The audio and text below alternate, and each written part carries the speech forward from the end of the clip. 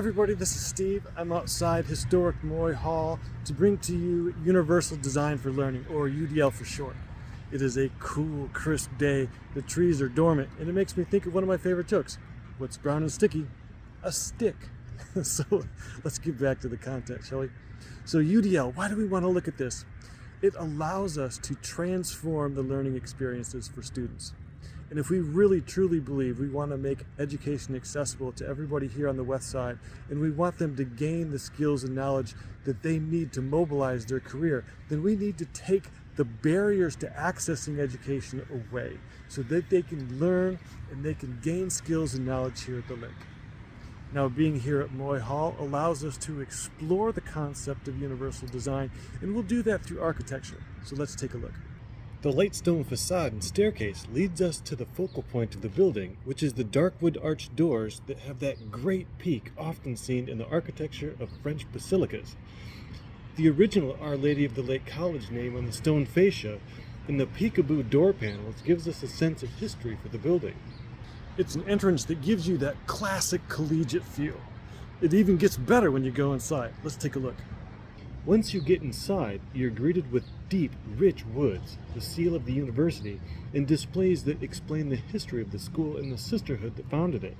It gives you a sense for the amount of knowledge that's been shared here. However, let me give you a different perspective. Let's go back outside for a second.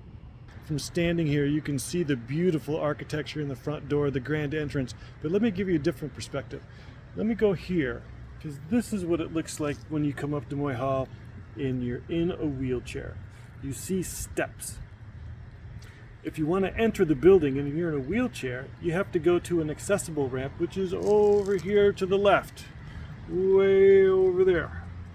To make the building accessible for someone with mobility challenges or someone who uses assistive mobility devices, such as a wheelchair, walker, or cane, the building has been retrofitted with a separate entrance with a ramp. This is a very common thing to do. You see it all over. This particular entrance is in between the buildings without the stone stairs, without deep wood doors, or the historic nameplate. This entrance goes into a hallway, and once you go inside, instead of getting a sense of history, you see an ATM.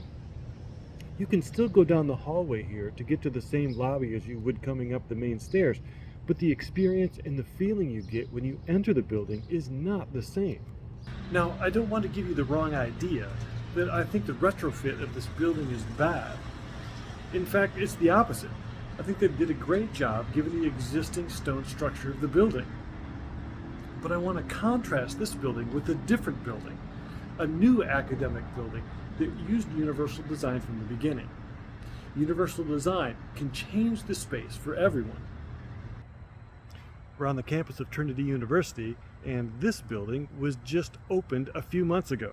It was designed and constructed by a local architecture firm here in San Antonio with universal design principles in mind.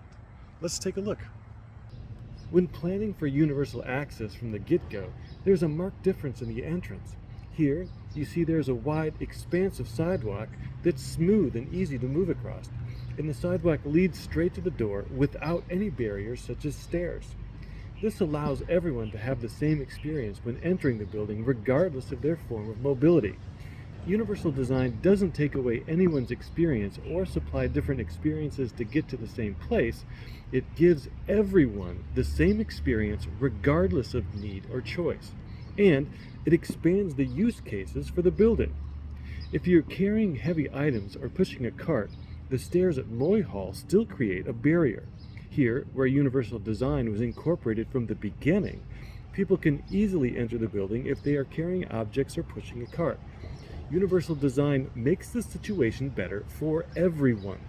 So when we take universal design and apply it to the classroom or online learning environment, we need to think through how we could remove barriers that may inhibit a student from accessing information or from giving them a different, less impactful experience.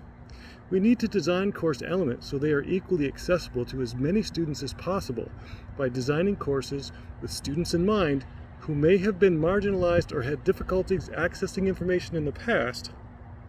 We can design learning experiences that work better for everyone. It's the intention of UDL to add universal learning concepts before the course is taught, instead of reacting to needs as they come up while the term is in flight. UDL has 3 flexible principles to guide curriculum design. They are engagement, representation, and action and expression. Engagement considers our students' unique needs and learning differences and how we can enhance their motivation to learn. Learning can be influenced in many ways, such as neurology, culture, personal relevance, subjectivity, background knowledge, and a variety of other factors. Some learners engage through spontaneity and novelty, while others may prefer a strict routine. Some learners might like to work alone, while others might prefer group work. There's not one means of engagement that will motivate all learners. Instead, UDL guides us to consider providing multiple options for engagement. The principle of engagement and the other 2 principles have subcategories to examine while designing your course. We'll investigate those details in a later module. For now, we want to stay at a high level. The next principle, representation, considers the different ways our students perceive and comprehend information. This could be differences in sensory abilities, language, culture, and other influences. Like engagement, there isn't one approach that will satisfy the needs of all our students. We'll need multiple ways to represent our course content, and accessing the same information in multiple ways will allow students to make more connections between concepts. One thing to make clear, we're not describing differentiated learning here. UDL is not advocating that each student gets their own individualized lesson plan. UDL is anticipating the needs of your students in the aggregate and then supplying multiple ways to access information from which they can choose. Kind of like having a buffet instead of making different individual meals. We're trying to increase access while keeping your workload down. For instance, if you made a video for a flipped classroom segment, that video can be used to auto-generate a transcript that can be used for captioning, turned into an audio file with text-to-speech, or turned into a Word document that can be provided electronically. One effort with 4 ways of representation.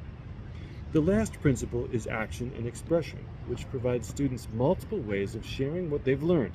For instance, students with physical, organizational, or language differences may have different optimal ways to show their progress. Allowing students several ways of expression gives them the best chance to show what they've learned. Incorporating flexibility within your course through the principles of engagement, representation, and action and expression will help motivate students, provide meaningful learning opportunities, and create an equal learning experience that gives all students the best chance to succeed. In this module, we've been looking at Universal Design for Learning, or UDL, and that concept dovetails nicely with other things like the concepts behind makerspaces, learning theory, and the neuroscience of learning. In the next module, we'll look to see how all of those concepts fit with each other and really support the learning process, and we can use that to transform our students' learning experiences. So the plot thickens. See you next time.